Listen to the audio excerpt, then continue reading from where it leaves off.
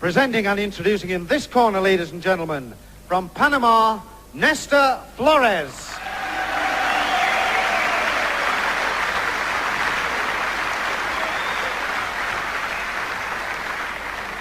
And from Coventry, ladies and gentlemen, Errol Christie.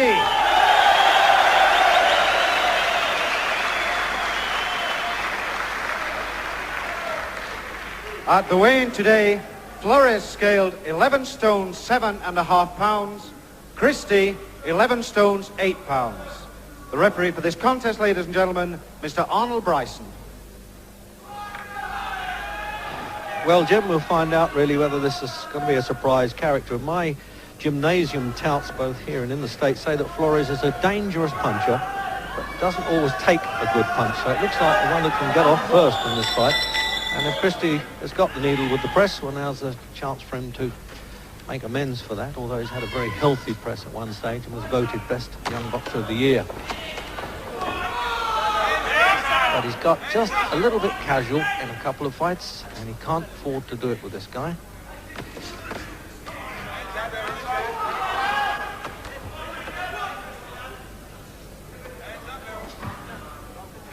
I think the Panamanian gets hit with straight punches, but as a good hooker, walks in and hooks well.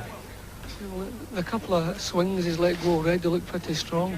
I hope Errol doesn't hang his chin. He has the habit of leaning forward with his chin out a little bit too casual. I hope he doesn't do that this afternoon. His last fight he went down, but that was really a slip. It was a half punch and a slip. I didn't agree with those who thought it was a knockdown punch. I think there was trouble with the canvas in his last fight too. Oh, he's firing from the start a bit, Christie. I think he's taking this one a bit seriously. He realises now he's had one or two early wins, and now he's probably saying, hey, this fella looks like he can absorb a fair punch. He's changed from the gold trunks that he normally wears, Christie, to the white for this one.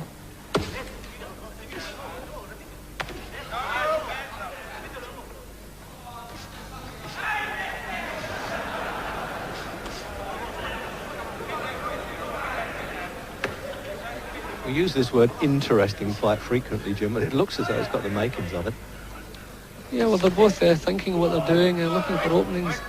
Christie's settled down nicely. He's concentrating, which is one of the main worries about him. Sometimes his attitude in the past has been a little bit too casual, but he looks nice and sharp. His eyes look as though they're taking in everything that's happening. So a nice, sharp attitude he has now. So a minute to go then in the opening.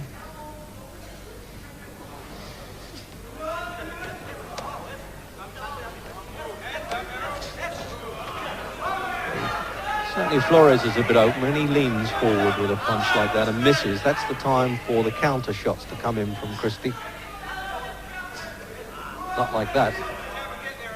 Signalled that one, telegraphed it and postcarded it too.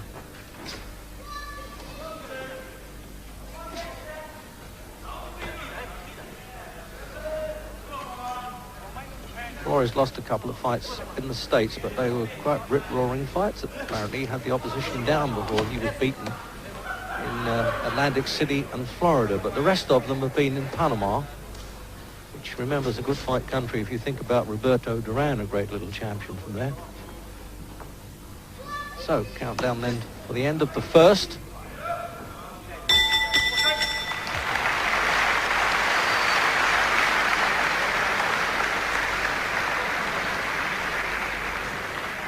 So Errol Christie and co. But when the bell goes, these fellows get out of the ring. That shows you how smart they were. Although Don Davis on the right there was a good class fighter in his time.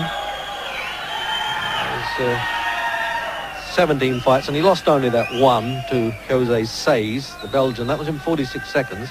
And as Jim Watt said, a little lack of concentration on that one against the light heavyweight and got tagged. But he recently won fights in 71 seconds and 36. So he really could do with being extended. He's never been past 6 rounds yet, Errol Christie, and as you know, won 11 amateur championships on the turn and went into the Guinness Book of Records. So maybe it's done him good that, as he put it, he's had a tough press, but in some ways he's invited it. Seconds out, round 2. Second round then, scheduled for 10 rounds this middleweight scrap. 11-8 Christie, 11-7.5 Flores.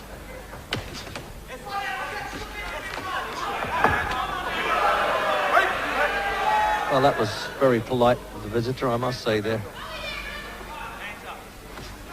Sometimes they throw a punch and apologise afterwards, but he's been smart enough not to do that, Flores.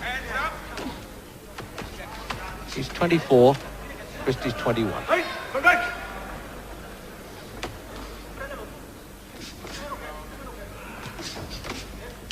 Oh, yes. I said he'd get tagged with a hook if he lays in with the long punches, because he holds his head up, the Panamanian, Jim. Yeah, that's a good shot, but he handled it okay. You know, he didn't wobble, he just wobbled as the punch landed, but he recovered pretty quickly. So his chin may be a bit stronger than maybe we've heard. Well, so far, there's nothing wrong with his heart. He's come to fight all right.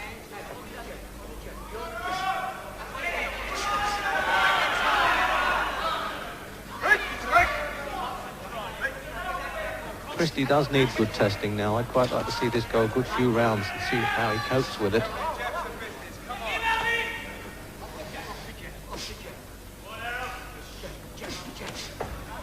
Certainly got a great variety of punches, Christie. Yeah, he's got a lot of natural ability, a lot of lovely punches, power in either hand, a lot going for him.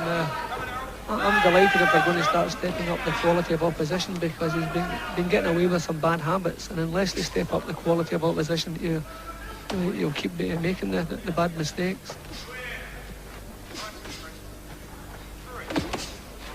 He'll be looking for Errol Graham and the Jimmy Price result when they fight for the middleweight championship. Well, he doubled up a good left hook there to the body with a minute to go in the second. But he's standing there trading with him, Flores. So the touts were right. This fellow can fight a bit.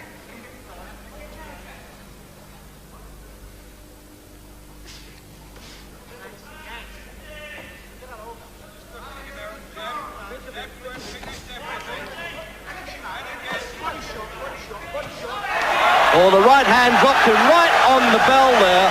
The halfway mark, the 30 seconds to go. And he's not going to make this in the second round, I don't think. He was flagging as he got on the ropes. And then the downward arc of the right hand punch tagged him. I said on the bell I meant the 30-second mark that we got notice of. And it came really, well, all punches come unexpected, Jim. But he just flagged a second, and they're dragging Flores back to the corner. So they got the chance of easy.